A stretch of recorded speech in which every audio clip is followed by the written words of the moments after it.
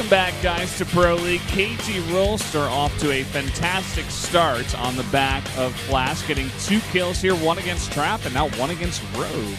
So in a fantastic spot. That's right. And we're going to have to wait and see who the choice of player for Gen Air is. Very up in the air. I think it's going to either be SOS or Maru. They might want to get their mileage out of SOS today before he goes to travel tomorrow. I think it has to be Maru at least now, and they got to send SOS later. The match dictated. I think that's the better way to look at the maps as well. I mean, they essentially only have 2 picks at this point, let's be real. Unless they want to send out someone like Pig Baby, Terminator. No, it's going to be Maru, and they are going to have SOS in their back pocket. Maps just work out this way, so we will be seeing Maru in that 3rd spot up against Flash. You got to ask, who do you guys predict in this TBT? Man, this is kind of a tough one. I think I'd give it to Maru, to be honest. I think I give it to Flash. I give it to Flash as well. I give it to Flash. Maru lost to Flash recently in Pro League as well, funnily enough. Yeah, and Flash has said in interviews, fairly recently, I'd say probably about 3 weeks ago now, that he thinks his TBT is probably his strongest matchup right now.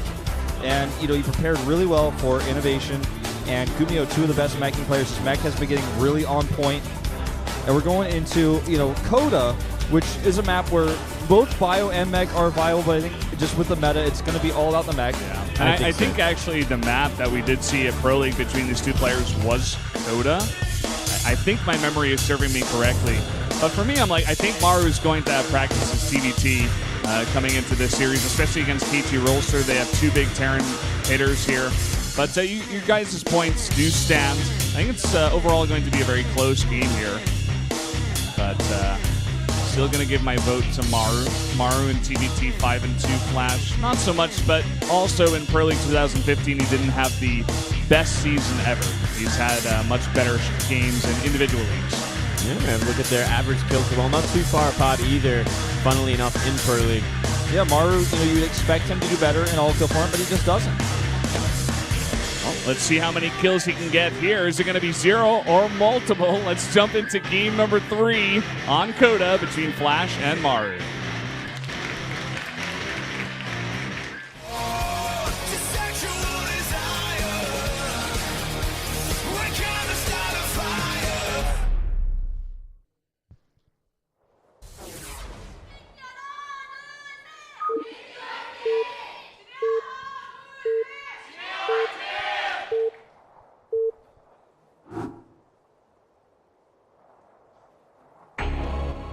Down here in the bottom right, in the red, the Terran player, he's been out here for 3 games in a row now, looking to continue his streak. It is Flash. His opponent to the top left, one of the last hopes here for Gen Air Green Wings in Day 2, it is Maru. Now, I did some digging during that short little bridge there to find out if it was in fact Coda that he lost to Flash on that map, and in fact it is. His only recent wins versus Terran. Oh, Lubo will win BlizzCon. I'm a believer, man. Forever the baguette. I think he really will surprise people at BlizzCon. I don't think he can go down in the first level. I guess the round of 16, but I'm not sure if he's going to make it up to round of 4 and to the finals. I'd be very surprised. I mean, he's a fantastic player, don't get me wrong, but I don't know. That's a very stacked tournament. But just going back to, I'd love to just get on this topic because I'm like a big Lobo fan. But just going back to recent TBTs from Maru, the last TBT he played before this was versus Bomber in Code S, where he did win 2-0, but Bomber has not looked in form in the past few months. But he lost to Bravo in round 4 in July, and before that he hasn't really played very many TVs, like playing against Dream in Kespa Cup where he lost was the last time before that. So not a lot of TBTs from this guy, whereas Flash has been so focused on the matchup in recent times. I just really have to further give him the edge. But let's see how Maru's playing today. Let's see how on form he is, because I feel like his first game is always his best in this format. Well, having a look at how these guys are starting things off here. Early SCV scout from Maru. Just wants to figure out exactly what Flash's plan. Flash just playing the very standard sort of build orders there. Nothing out of the ordinary here. Doesn't want to scout, as Flash does like to not do. Maru also going for that's Flash that did go for the pretty fast gas here. That sign said that Monday casters buff is the reason why Flash got multi-kills. Monday Caster famous for always voting for Flash in the winner prediction. To the point where we don't have to show the W on Flash in his little, in his little segment. Oh, look at this. A little bit of harassment. It's going to see that very early factory from Flash, so Maru has no idea what's going on. I think we're just going to see Maru get Viking into Raven with a delayed second gas to try to respond to this. Yeah, I wouldn't be surprised if he did go for that defensive start considering how early the tech is. Viking or a Raven first, just to make sure he has the tools necessary for a Banshee. Yeah, I suppose he could go Raven first into the Viking would probably be okay. I mean, Maru is like the one Terran these days, which also, may be part of the reason why he's not the strongest. We've been seeing Raven first be very popular these days in this matchup, and Maru is a guy that actually likes to go for a bunch of Banshees. He doesn't always get them very early. Sometimes he gets them just later out on the map, always commits to that cloak because he usually likes to use them throughout the game. Yeah, his play versus Dream in the not the Keswick Cup, the Star League Season 1 Finals was a great showcase of how mid-game and late-game surprise Banshees can really get some serious harassment damage. So I'm really curious. Keep your eye on the production tab of Maru. When is he going to add the Raven? Is he going to do it after a Viking first and use a scan for that first Banshee, or is he going to try to squeeze the Raven out? It's going to be pretty tight if he wants to do that. Yeah, well, that Banshee's already on the way for Flash, so he's going to have to really decide now. What does he want to do? He does have the gas for a Raven if he wants it. Widowmine first, and looks like it is going to be a Raven with this move to the Tech Lab. Yeah, with the Widowmine especially, it really just points towards that defensive play. Set him up, get your detection down. Seems like he's read Flash here, but I'm not sure exactly how. I mean, he did get that early scout to see that it was a very fast tech build, but... Yeah, I think that would probably be it. Just make sure he gets that scout off. And he sees that factory. He's like, okay, this is pretty much designed to be either a Banshee rush or some other sort of very early aggressive play. Sometimes we see players, after they're scouted like this, go for a Raven first just to throw their opponents off, make them play defensively. But Flash will actually commit to the cloak.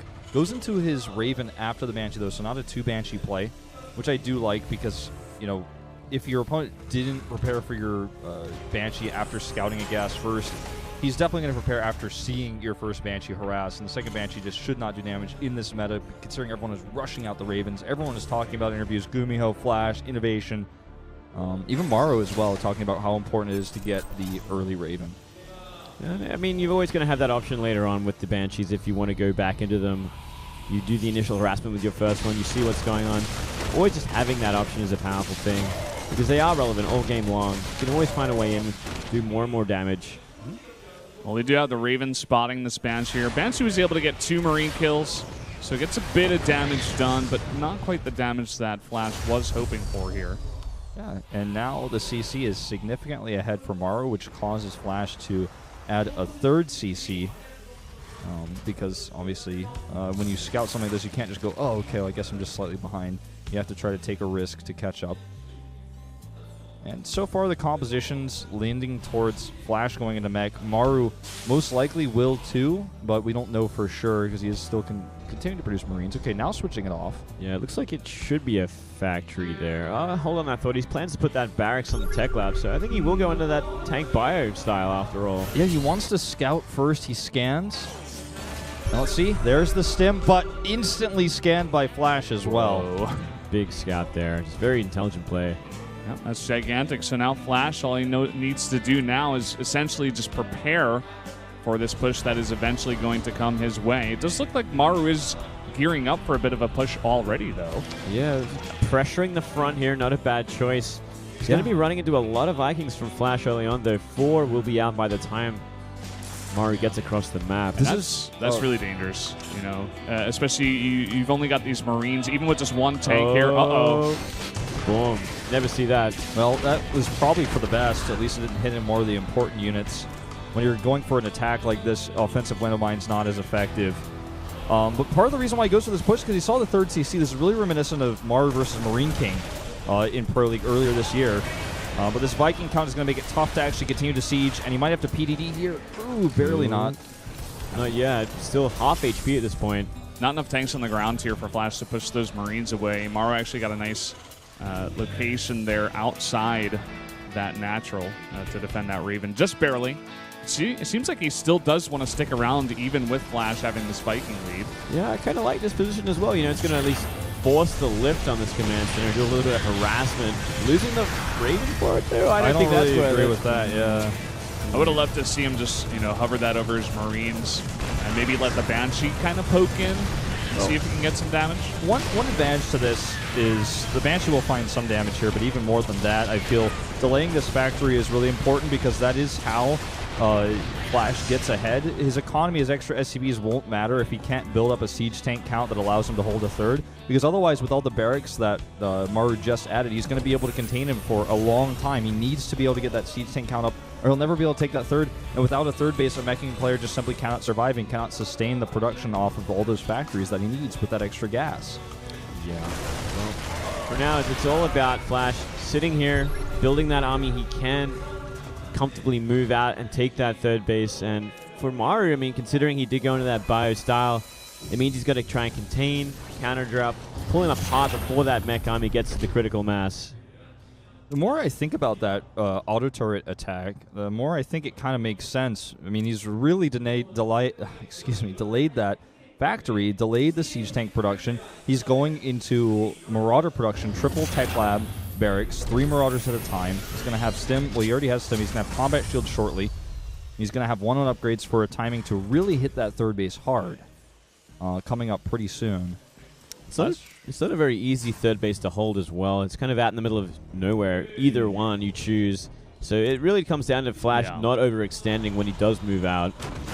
It's part of the reason why this map can get sticky sometimes against Terran for Protoss. So essentially, as the Terran playing bio against the meching Terran, the meching Terran kind of playing like that Protoss Deathball. They want to keep everything together, whereas the bio Terran is just trying to go around your army and just hit you at your weakest points.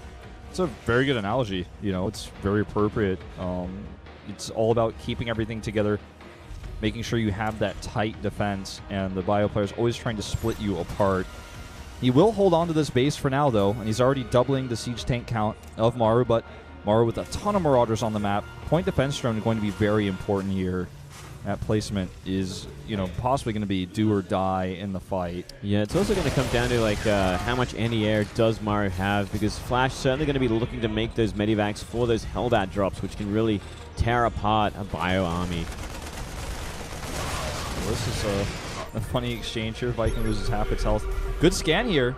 Yeah, Maru's trying to, once again, just bring this army apart. He's going to try to stim in some units over here and snipe a refinery, it looks like. Maybe get some SCVs as well. Skip a little bit. It's going to take a refinery, and that's always an important thing against a mech player. Yeah, a couple SCVs doesn't really lose anything at the same time. Yeah, just for a small stem, easily a good trade there. Notice Flash is really going big on the turrets. He's making a ton of turrets all over his main, and his, even his third base has plenty of turrets. 2 sensor towers, just for extra measure, for that extra vision, and right on top of each other. Fantastic. Yeah, I don't know about that one. If you lose one, you got another one. It's all right. Yeah, I guess.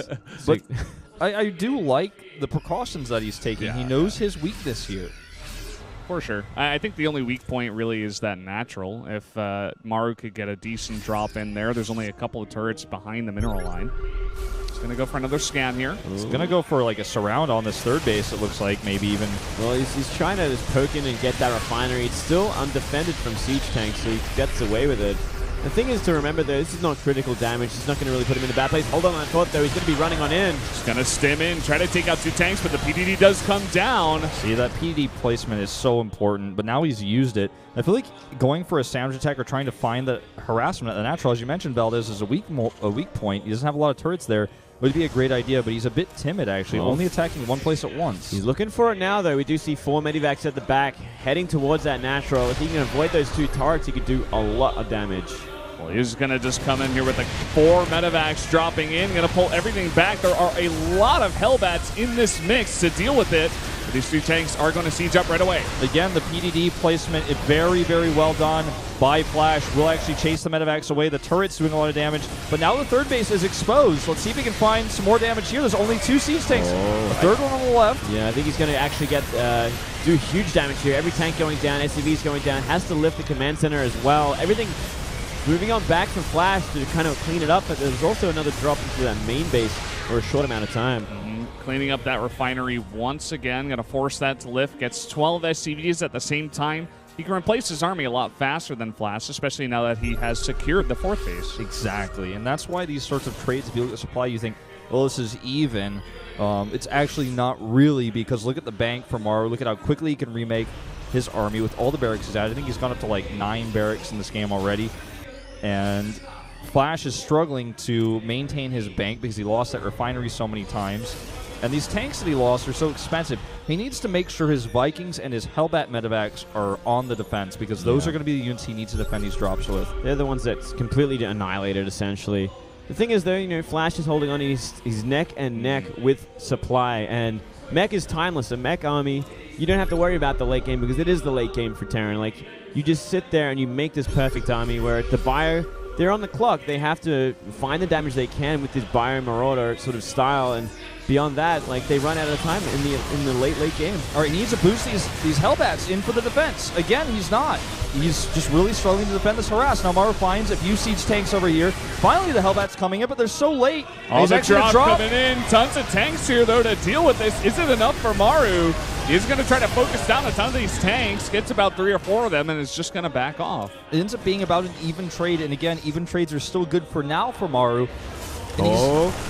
Oh man, this is not the best Hellbat drop here. Losing a lot of those medevacs there on the way, but we'll chase this back finally.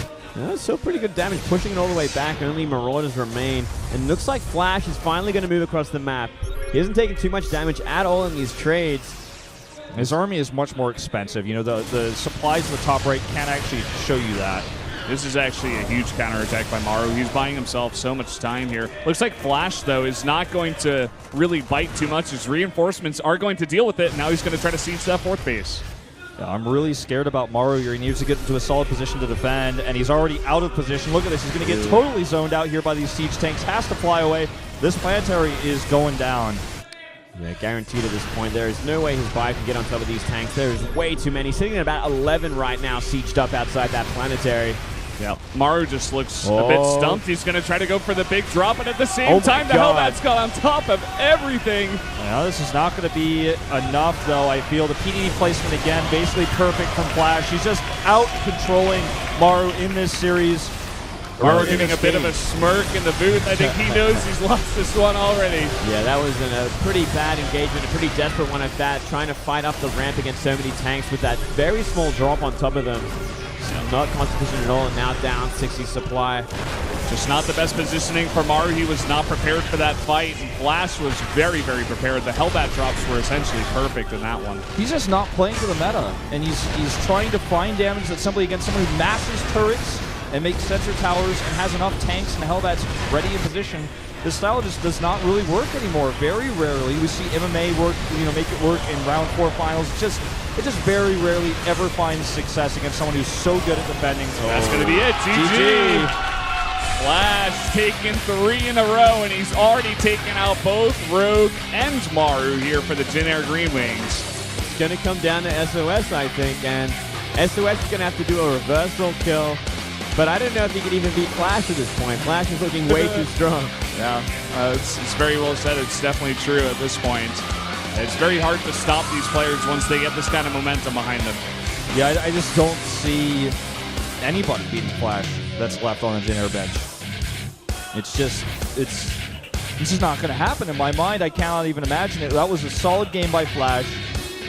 It's going to be Terraform for SOS if he comes out, and I don't think anyone else will in his stead. I mean, Symbol, I don't think so. Who's going to get 4 kills for you? It's got to be SOS. Terminator, Capper HD.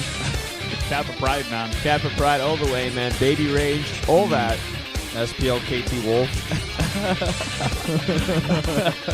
Well, could we see Symbol SPL Wolf? I hope we don't, to be honest, man. We have not seen Symbol at all this season. Yeah. I think SOS is just going to have to do his best and try to not be pressured. Remember, tomorrow they're going back to the entry format where they did very well yesterday. They had a lot of cool snipe picks. And I do feel like for Jin Air right now, this is a stressful moment, mostly because Maru looked so frail in a matchup where normally he would have dominated it. Yeah. Turns out he hasn't really innovated that TVT like I thought he may have, and Flash just really strong in the matchup. You guys ended up being very correct there. And as we said before, I think it's got to be SOS. So SOS, well, first actually, guys, we're going to go to a